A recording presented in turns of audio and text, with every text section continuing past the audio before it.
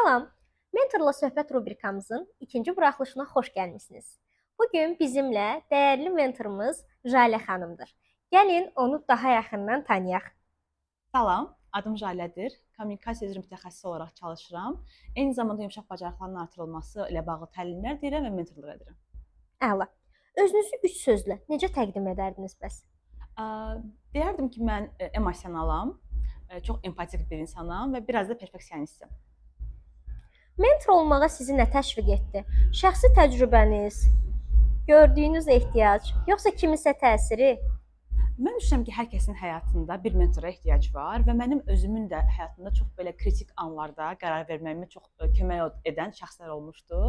İstədim ki, necə ki mənə düzgün istiqamət verən şəxslər olub, bəlkə mən də kiminsə həyatına azca da olsa töhfə verə bilərəm və onun karyerası ilə bağlı düzgün istiqamət verməyinə dəstək ola bilərəm. Burdan gələn bu istək məni mentor olmağa təşviq etdi. Çox önəmli bir nöqtəyə toxundunuz. Elə bizim növbəti sualımız da bununla bağlıdır.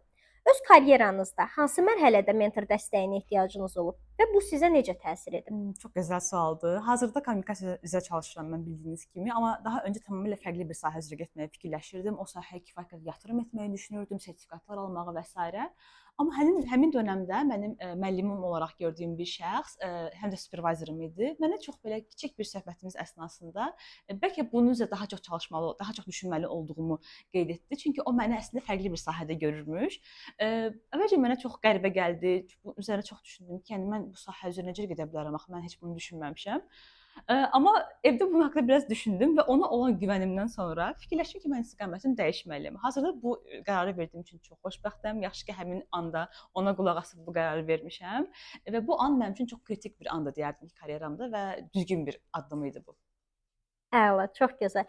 İndiyə qədər mentor kimi sizi ən çox qürurlandıran an hansıdır bəs? Əslində mentor olmağın özü çox qürurlu bir andır deyərdim mən. Amma xüsusilə mən mentimlə işləməyə başlayanda o zaman fərqli bir sahə üzrə getmək istəyirdi. Burada özümü ona çox oxşadıram. Amma mən onunla danışıq əsnasında müəyyənləşdirdim ki, məncə o fərqli bir sahəyə maraqlıdır. Biraz o sahə ilə bağlı araşdırma etdik. Həmin xüsusi olaraq hansı istiqamətdə sırf getməli olduğu ilə bağlı danışdıq. Hazırda mentim həmin sahə ilə bağlı bir mütəxəssis olaraq çalışır. Bu mənim üçün əslində çox qürurverici bir andır deyə bilərəm. Əla.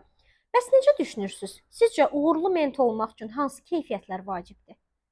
Mən bilirəm ki, məsələn, çox belə klassik cavablar var. Məsələn, insan öz üzərinə çox çalışmalıdır, çox məsuliyyətli olmalıdır, davamlı olmalıdır. Bunlar çox önəmlidir. Amma biz mentor-menti arasındakı münasibətdən danışırıqsa, mən açıq ünsiyyətin çox vacib olduğunu vurğulamaq istəyərdim. Çünki biz bəzən mentor olaraq fikirləşirik ki, bu mentim üçün düzgün ola bilər və çünki bazarın tələbatı var, çox uğurlu bir sahədir və s. Amma menti əgər özünü həmin sahədə rahat hiss etmirsə və yaxud da həmin o iş mühitində özünü rahat hiss etmirsə, bunu mütləq açıq şəkildə mentora bildirməlidir. Yəni açıq kommunikasiya mən deyərdim ki, burada şərtdir.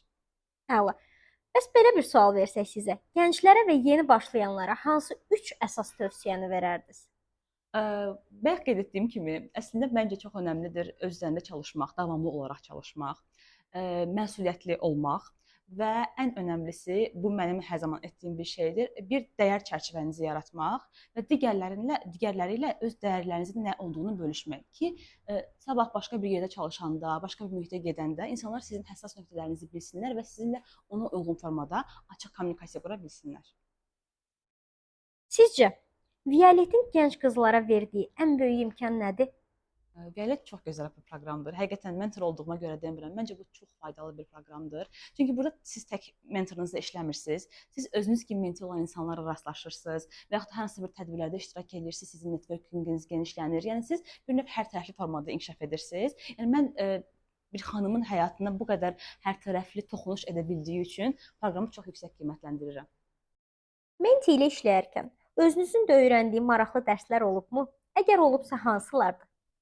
Əlbəttə, əslində mentimlə hər görüşüm mənim özüm üçün də bir dərs kimi idi. Çünki mən özümü fərqli aspektdən kəşf edə bilirdim onunla çalışarkən və nəzərə alsaq ki, yəni o da gənc nəsildəndir və daima öz üzərində çalışan, araşdırmalar aparan bir insandır. Mən ondan çox müxtəlif mövzularla bağlı fikirlər öyrənirdim. Mənim müxtəlif mövzulara qarşı olan baxış bucağım dəyişirdi. Yəni hər dərsdə, hər görüşdə mən ondan nəsə bir dərs motivli bir şey öyrənirdim deyə bilərəm. Əla. Beləliklə, bu buraxılışımızın da sonuna gəldik, çatdıq. Bizə vaxtınızı ayırdığınız və sualları ətraflı şəkildə cavablandırdığınız üçün çox təşəkkür edirik. Bizə hər hansı son sözünüz varmı? Mən təşəkkür edirəm birincisi dəvət üçün. Çox sağ olun. Demək istəyərdim ki, ümumiyyətlə bilgi, təcrübə, bunlar paylaşdıqca çoxalır. Yaxşı şeylər ümumiyyətlə paylaşdıqca çoxalır deyərdim mən. Və Violet də bu paylaşımın bir simvoludur. Gəlin qadınların bir-birinə dəstək olduğu, bir-birinin əlindən tutduğu bu mühitdə bir yerdə olaq və siz də bu mühitin bir parçası olun.